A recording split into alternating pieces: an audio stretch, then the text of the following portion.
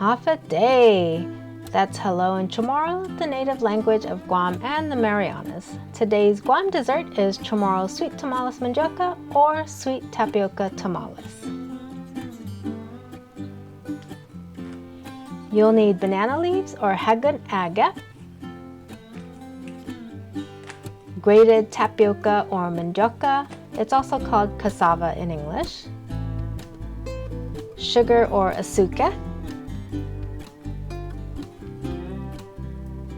young coconut or manha. Fresh is best, but manha comes canned as strips or large pieces. And coconut milk or letsen nizu.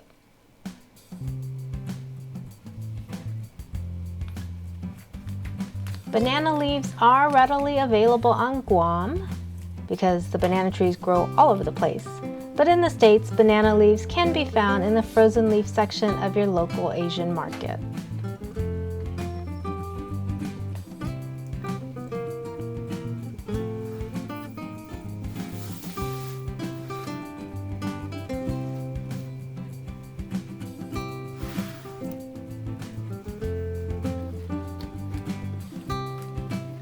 Unfold the layers. There's about 3 or 4 lengths of leaves here.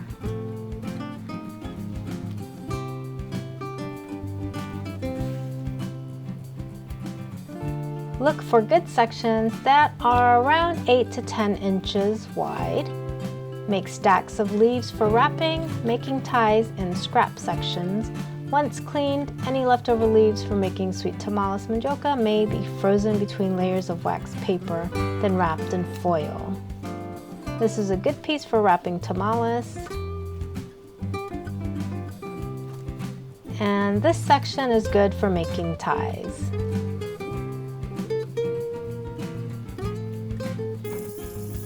Apply firm pressure when cleaning leaves with a little bit of soap and water. Handle by the hard midrib to reduce tearing.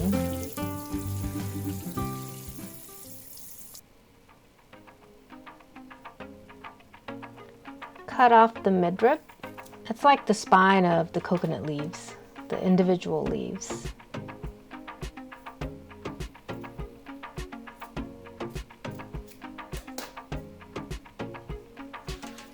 Tear the leaf into strips along its natural lines.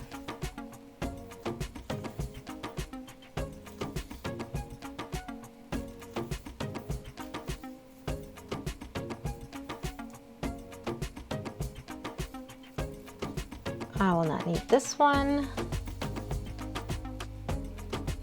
With 2 pieces, make a simple knot.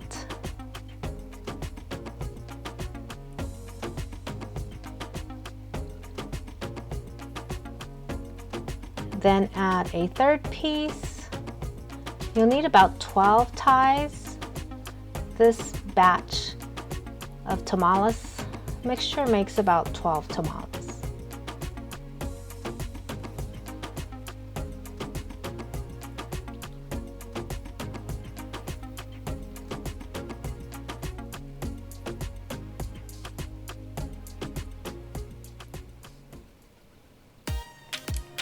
Empty 2 16-ounce bags of cassava into a large bowl for a total of 32 ounces or 907 grams of grated cassava.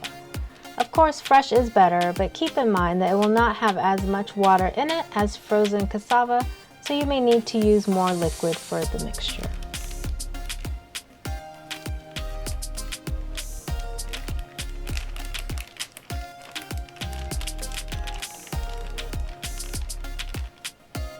I will not be using fresh manha today, but I wanted to show you what it looks like. You can see the brown bits of the inner skin from scraping the young coconut meat out of the shell.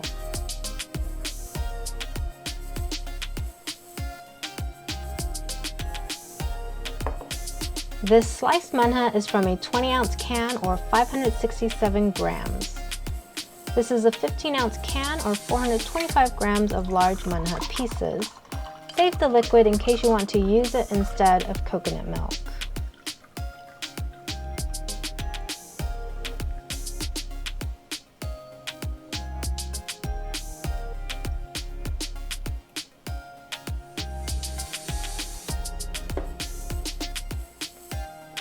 Thinly slice these big pieces. Look at the bowl up on the left. See how the liquid settles around the cassava? Fresh cassava will not be as watery.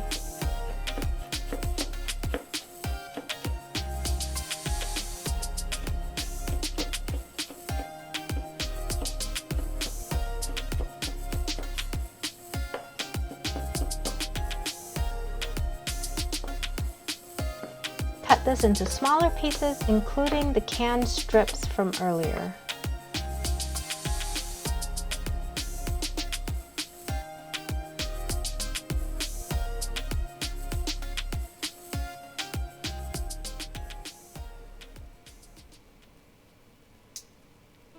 Canned coconut milk may be thick or thin, and when it's cold in the house, it separates into solid cream and water.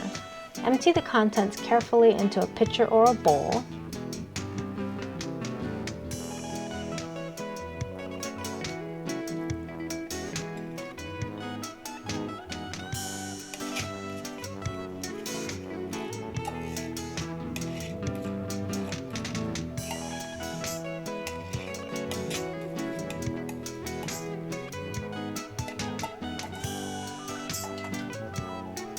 Whisk to combine.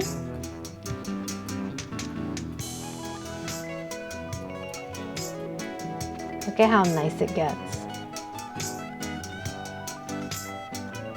Into the bowl of cassava and manha, add the sugar and coconut milk. Because it's canned manha, I'm going to use 1 cup of coconut milk as my liquid, or 240 milliliters. When I make this with fresh manha, I use a ½ cup of the fresh manha juice instead. And stir it to combine. I love this whisk. It's an oldie but goodie. So pretty.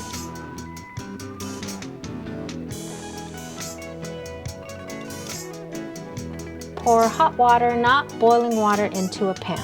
Traditionally, Chamorros drag banana leaves for tamales mendioka over a barbecue pit or the stove, but I find that the leaves handle better when soaked in hot water. Hold the banana leaves by the midrib to reduce tearing and soak for about 1 minute.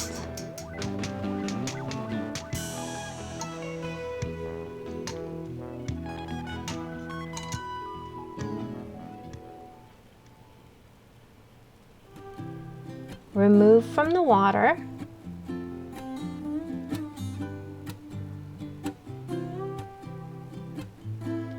And align the soft edges of the leaves with the left edge of a large dinner plate. Cut the leaves in line with the right edge of the plate. This is the thick side of the leaves, and it will be more resistant to folding. You may also use the midrib as ties. Oh man, I forgot to soak the next 2 leaves. That's okay. By the way, you will have to reheat this water every now and then. I just pour it back into a pitcher, put it in the microwave, and then continue on.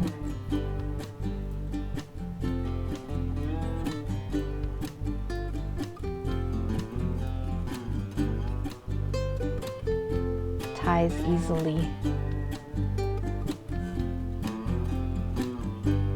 Scoop a slightly rounded mound of tamales mixture. Note that the fibers of the leaves run left to right for better folding.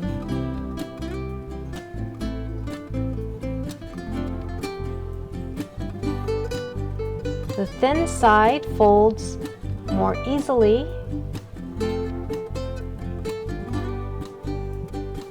The thicker end not so much.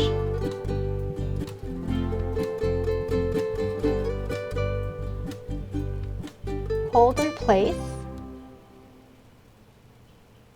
and wrap the tie around to secure.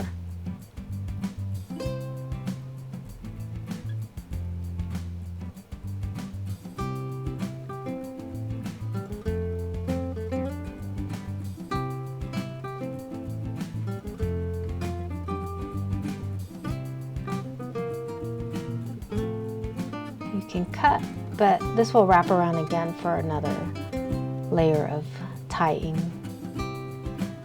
I'll just soak the leaves while I wrap some batter in foil. That way it'll have time to soften up. Most, not all people on Guam started using foil for Chamorro tamales after World War II. It was just a lot easier.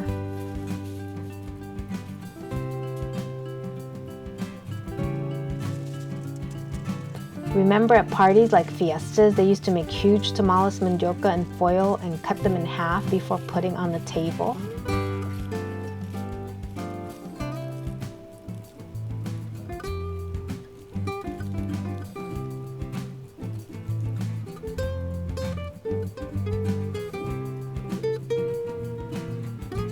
Inevitably, some of the leaves will tear. I pulled too tight on this one. It's an easy fix, though.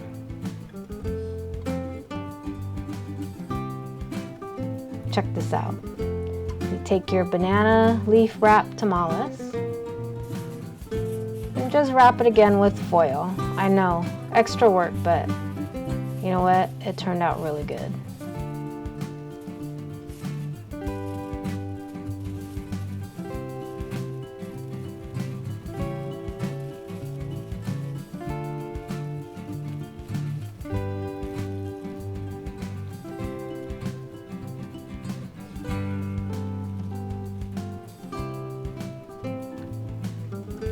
Put the tamales in a pot and pour hot water just to the surface of the tamales.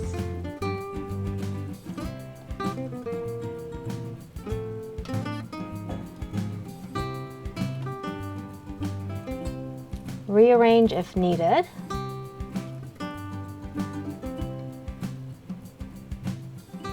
Cover and boil for 1 hour. I made these yesterday and brought them to room temperature on the counter.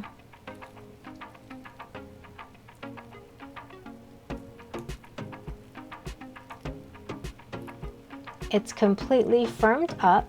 Notice a slight green tint on the tamales. This will be fatty or wet if you eat it the day it's cooked. There is a subtle taste and aroma from the banana leaves.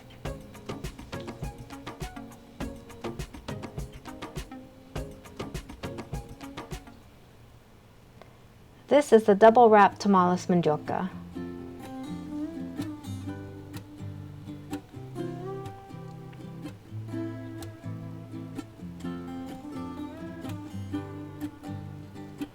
It has more color and flavor from the leaves because of the foil. It will be less fatty than the one wrapped in leaves only, and the texture is more firm. I like this better than the first one.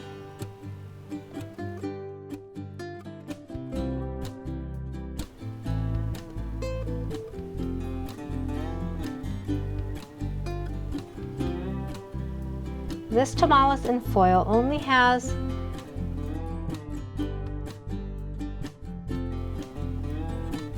the perfect texture and flavor.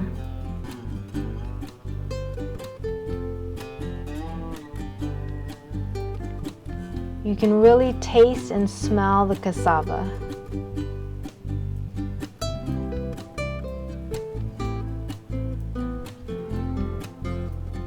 Wait, it said this piece is calling my name. You'll have to try all 3 versions of this Guam Chamorro tamales mendioka and let me know which you prefer.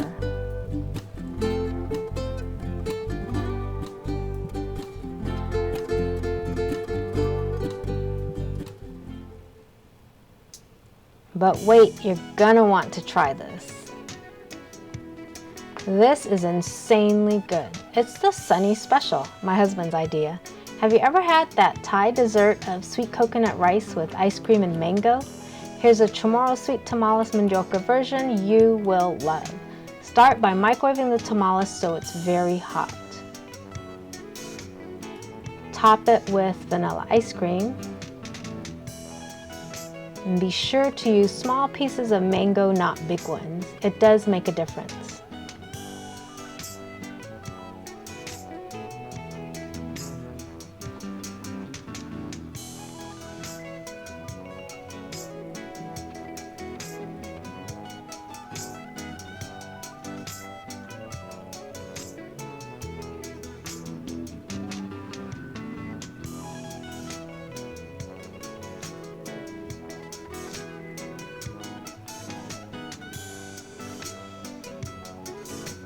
Oh my gosh, I need another spoon. It's so good.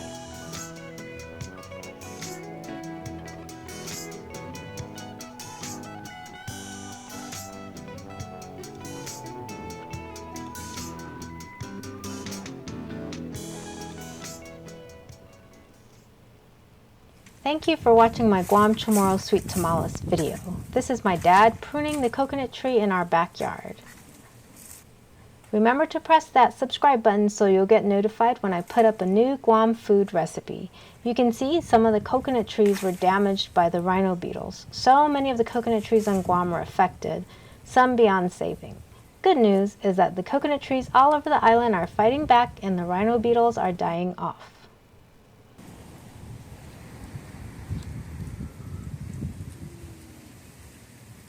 On the hunt for manha.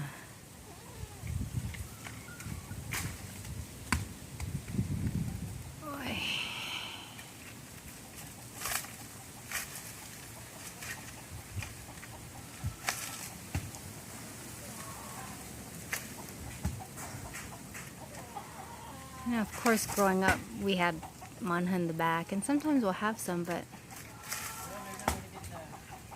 you know, when you have it there all the time, you take it for granted, and when you can get it only once in a while,